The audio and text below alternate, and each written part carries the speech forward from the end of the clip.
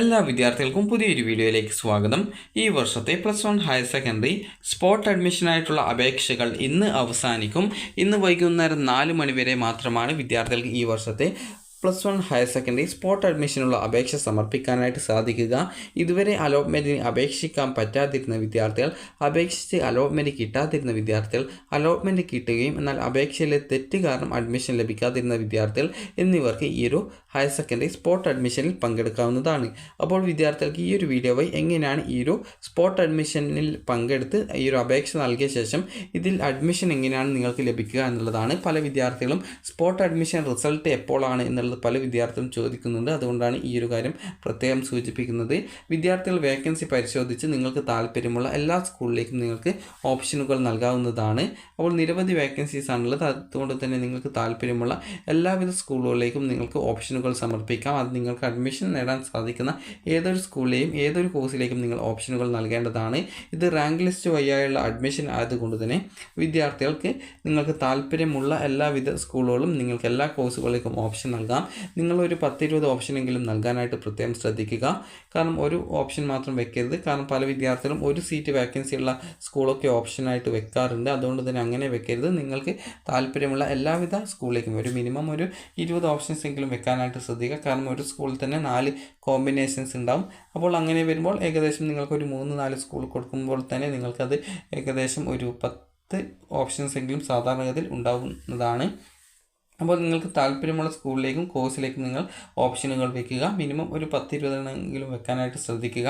അതുപോലെ ഇതുവരെ അപേക്ഷ സമർപ്പിക്കാത്ത വിദ്യാർത്ഥികൾ ആണെങ്കിൽ ക്രിയേറ്റ് കാൻഡിഡേറ്റ് ലോഗിൻ എസ്റ്റാബ്ലിഷ് എന്ന ലിങ്ക് വഴി നിങ്ങൾക്ക് വേണമെങ്കിൽ മറ്റൊരു ജില്ലയിലേക്കും അതുപോലെ നിങ്ങൾ നിലവിലുള്ള അഡ്മിഷൻ നേടുന്ന ജില്ലയിലേക്കും നിങ്ങൾക്ക്, അതായത് നിലവിൽ നിങ്ങൾക്ക് അഡ്മിഷൻ താല്പര്യമുള്ള ജില്ലയിലേക്കും അതുപോലെ തന്നെ മറ്റൊരു ജില്ലയിലേക്കും വേണമെങ്കിൽ ഓപ്ഷനുകൾ നൽകാവുന്നതാണ്.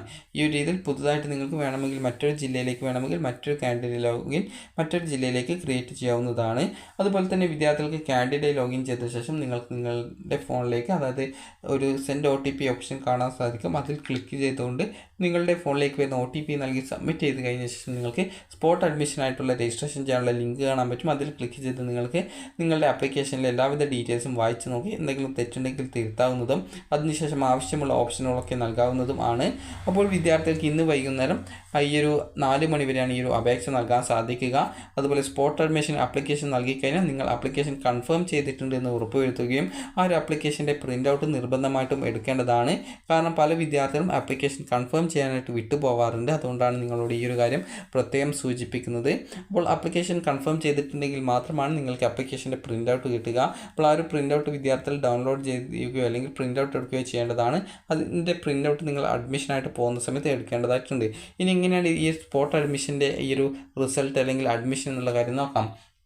അപ്പോൾ നാളെ രാവിലെ 9 മണിക്ക് മുമ്പായിട്ട് ഈ ഒരു വെബ്സൈറ്റിൽ ഈ ഒരു ഭാഗത്തായിട്ട് റാങ്ക് ലിസ്റ്റ് പ്രസിദ്ധീകരിക്കും. അപ്പോൾ നിങ്ങൾ ആ ഒരു റാങ്ക് ലിസ്റ്റ് കറക്റ്റായിട്ട് ക്ലിക്ക് ചെയ്ത് ആ ഒരു ലിങ്കിൽ ക്ലിക്ക് ചെയ്ത് പിന്നീട് വരുന്ന പേജിൽ നിങ്ങളുടെ ജില്ല, അതുപോലെ തന്നെ നിങ്ങളുടെ സ്കൂൾ ഏതാണ് അത്, അതുപോലെ തന്നെ നിങ്ങളുടെ കോഴ്സ് ഏതാണ്, ഏത് കോഴ്സിലേക്കാണോ നിങ്ങൾ ഓപ്ഷൻ വെച്ചിട്ടുണ്ടായിരുന്നത്.